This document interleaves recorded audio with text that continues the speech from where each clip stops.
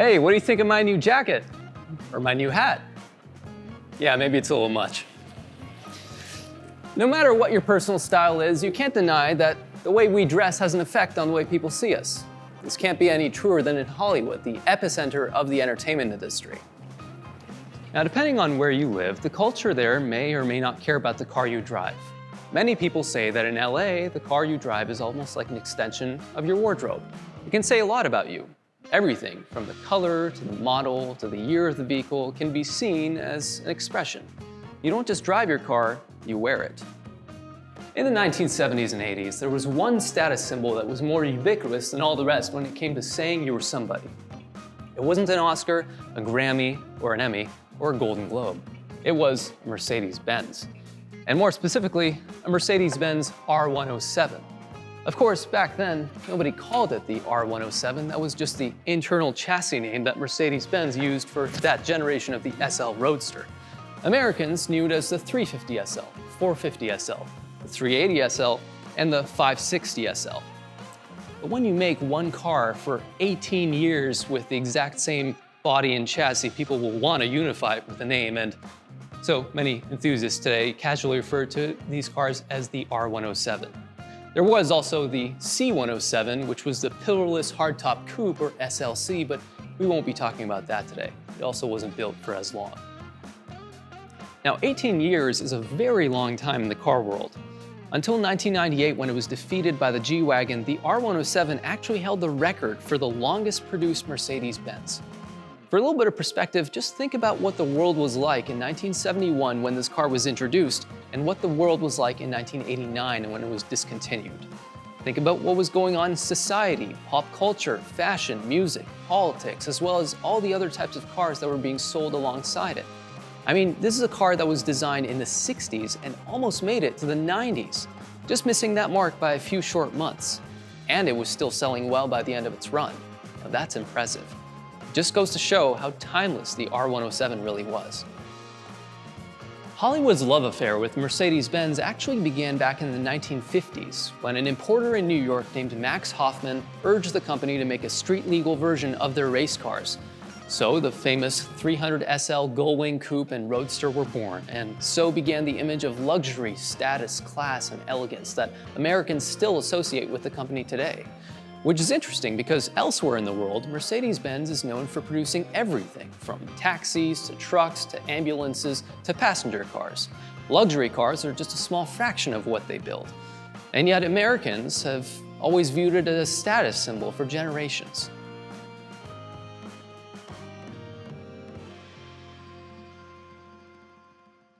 When the R107 was introduced in 1971, it replaced the hugely successful Pagoda SL, known by its model names the 230 SL, 250 SL, and 280 SL.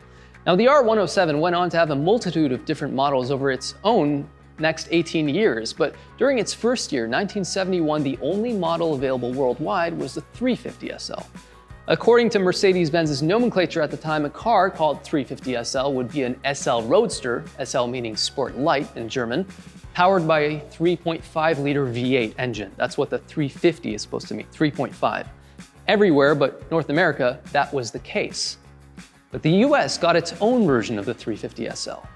Yes, it had different headlights and taillights and had bumperettes, but the real difference was actually under the hood. Even though it was also called the 350 SL, it actually had a 4.5-liter V8. So why wasn't it called the 450 SL or even the 350 SL 4.5 as Mercedes like to sometimes format their model names? Well, Mercedes-Benz asked themselves that very question in 1972. They decided to rename the car the 450 SL for 1973. The car stayed virtually the same despite the new model name. But to appease customers who had already bought a 350 SL, Mercedes-Benz dealerships in the US apparently offered to replace the emblems on 72 models free of charge in order to match the car's engine displacements. Luckily, the pins on the back of the 350 SL and 450 SL trunk emblems are the exact same, so no body work or painting was needed. This car was apparently one of those cars. Even though you can see it says 450 SL on the trunk lid, its chassis number falls before that 1973 model year cutoff. It was built in June of 1972 and only 136 cars before the model year change, so it's a very late 1972 350 SL rebadged as a 450 SL. The color is called dark blue 904. Yeah, very descriptive. They later renamed it midnight blue, and I personally have two W126s in that color. I love it. It's such an elegant and understated hue, and it really brings out the lines in the design of whatever car it's on. And with this cream MB-tex interior, it's almost like looking at a beach at night. This is the ocean, and this is the sand. And I have to commend whoever it was who ordered this car new from Mercedes-Benz, because as beautiful as people may find it today, this color was not at all in vogue in 1972. You had your yellows, your golds, your tans, your greens, your browns, and your oranges. Those were the colors of the 70s. Dark blue was there. Not many people ordered it. Also, take a look at this pinstripe here. This is painted on, it's not a decal. It's two-tone, you can see it's beige and tan, and I think it really suits the colors of this car. This was a popular thing that dealerships often did in the US at that time, and on this car, I think it looks really, really nice.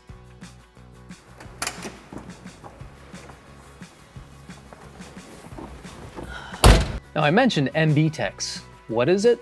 Well, it's not leather, but it's also not your ordinary vinyl either. It's Mercedes-Benz's own type of vinyl, something so durable and everlasting that it will probably outlive me. It's not at all uncommon to see the cushions and padding on a lot of these older seats collapse while the vinyl on top continues to look brand new even 30, 40, or 50 years later. I'm not exaggerating, by the way. It's better than leather. Take a look at the dashboard as well. This is actually a really nice design. These circular vents are a design feature that you would actually see carried over to the W123, which was a very, very popular vehicle. And I've seen these dashboards in black as well as matching the color of the interior, as you see like this. This is an automatic transmission. Most R107s were. Because of their engine, Mercedes-Benz back then didn't have a huge emphasis on manual transmissions. And this steering wheel is huge, isn't it? This was pretty ordinary actually at the time for Mercedes-Benzes. Most Mercedes-Benzes had a steering wheel as big as this. Now, if you've ever seen a Mercedes-Benz from this era and compared it from year to year and model to model, you may have seen this area change drastically over the years. This is the very, very early style of the R107 climate control section, and you can see you have your controls for either side. It's actually quite cutting edge for the time, and all of these knobs and switches just feel really, really tactile and nice compared to many of the screens which we're used to today, and they work perfectly almost over 50 years later, actually.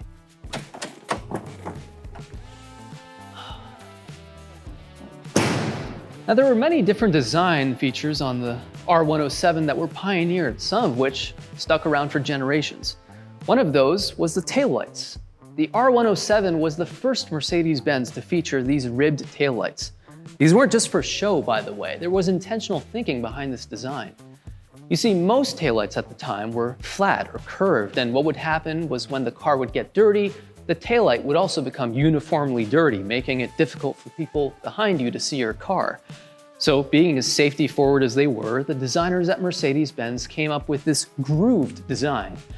The idea was that once your car got dirty enough, there was still enough dimension on these lenses that would allow for at least some of your taillight to still be visible through all the road debris and dirt that had accumulated. Groovy. Another safety feature that was pioneered with this car was the crumple zone. Yes, you heard me right. At a time when your car would survive a crash but you wouldn't, Mercedes-Benz made it their mission to try and save the driver. And so the R107, along with the C107 and W116 S-Class, were among the first cars to actually have this safety feature built in. But there was more. The type of steel that they used to build this car was heavier and sturdier than what they had used on the Pagoda. This rigid tank-like structure earned it the nickname Panzerwagen among factory workers, which literally translates to armored car in German. And with all of this added weight, you can imagine it wasn't your nimble little sports car anymore. It was more of a comfortable cruiser. But Mercedes-Benz was okay with that, and so were over 237,000 people who bought these, over 2/3 of whom were in the United States. This one was bought new at Mercedes-Benz of Hollywood, and later had these chrome bunt wheels added on. It originally would have had the color-coordinated wheel covers that a lot of people like, but I personally think both looks can work on this car, and that's probably because of dark blue paint. If you take a look at the odometer, it only has 90,000 miles, which actually isn't that much, but if you actually look at the sticker here, you can see that even when it was new, it was only a second car. So of course it makes sense that it wouldn't have covered that many miles over its 52 years. You may have also noticed the blue license plates. These are original to the car, and if you look really closely at the rear plate, you'd actually see the original yellow 1972 registration sticker underneath all the other ones. Now, that's pretty amazing. But enough talking. Let's see how this 52-year-old SL drives.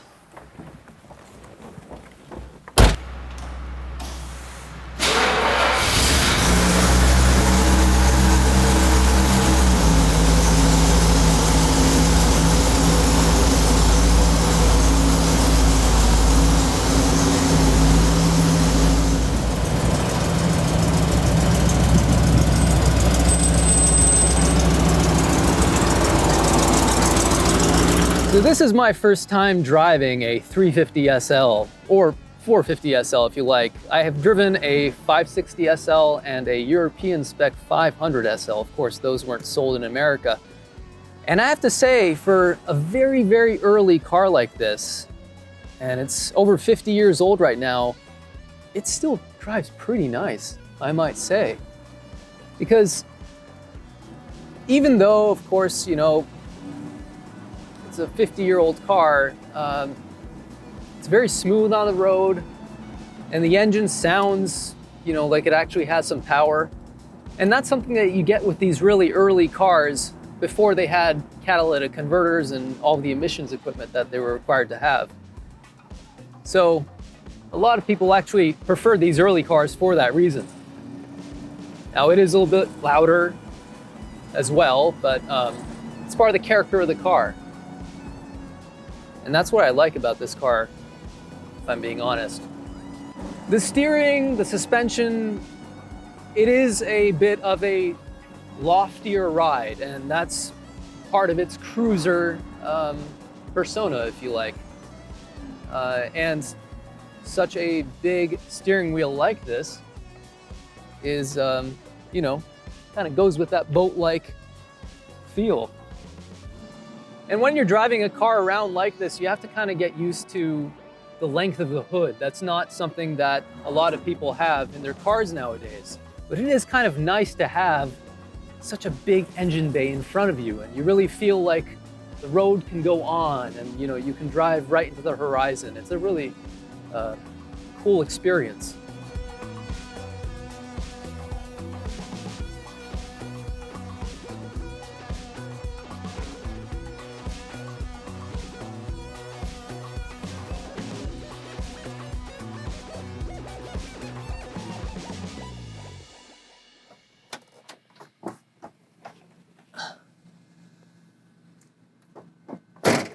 Wow. I can only hope that I'm in such good condition 20 years from now. But speaking of the passage of time, let's take a look at how the R107 aged as the 70s turned into the 80s. This is a 1986 560 SL, which was the final model offered by Mercedes-Benz between 1986 and 89. Instead of a 3.5 liter or 4.5 liter V8, it had a 5.5 liter V8, not 5.6, don't ask me why. And it was a lot more technologically advanced. As you can see, it's also the exact same color, but by this time it had been renamed Midnight Blue. This one has a gray leather interior and aftermarket wheels, as you can see. It would have originally had the flat-faced manhole-style gully decal wheels. You might also notice that one car has a soft top while the other has a hard top. Well, all these cars came with both tops as an option for the seasons. The idea was that you would store your hardtop in your garage during the summer and you'd put it back on for the winter. What else do you see that's different?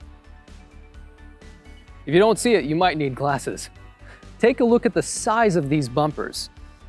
You could actually sit down on them, and that's what many people called them, park benches. You might be wondering why one car has them and one car doesn't. Well, starting for the 1974 model year, the US required foreign auto manufacturers to have bumpers that could withstand a 5-mile-per-hour crash. The problem was that most cars that were already on sale in 1974 couldn't do that, nor did their designers even have that in mind when they were sketching the cars out on paper. So by the time the cars finally did receive the new bumpers, they looked very out of place. Now, Americans got used to seeing them thanks to shows like Dallas and Heart to Heart and movies like American Gigolo and Beverly Hills Cop, but a lot of people still prefer the original slim bumpers. By the way, these are not Euro bumpers. I've heard too many people call them that. They're early US-spec bumpers. How can you tell? Well, these little bumperettes. European spec cars never had them. I know you can take them right off, but you know what I mean. Real Euro-spec bumpers are smooth all the way across, front and back. The 560 SL got its own special treatment, a front spoiler and a third brake light. The light was big like this on the 86 and 87 cars, but Mercedes-Benz came out with a much slimmer design for 88 and 89.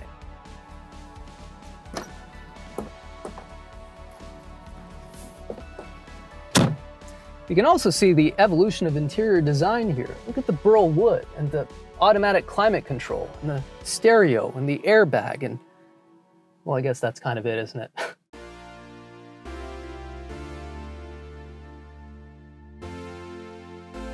The R107, an enduring and timeless car over 50 years later that still turns heads, even long after the glitz and glamour of the past has faded away. A symbol of automotive engineering, grace, and excellence. The sort of car where you can get in, put the top down, turn the engine on, and just cruise. Thanks for watching. From the Petersen Automotive Museum, I'm Shervin Nakhchavani. I'll see you next time.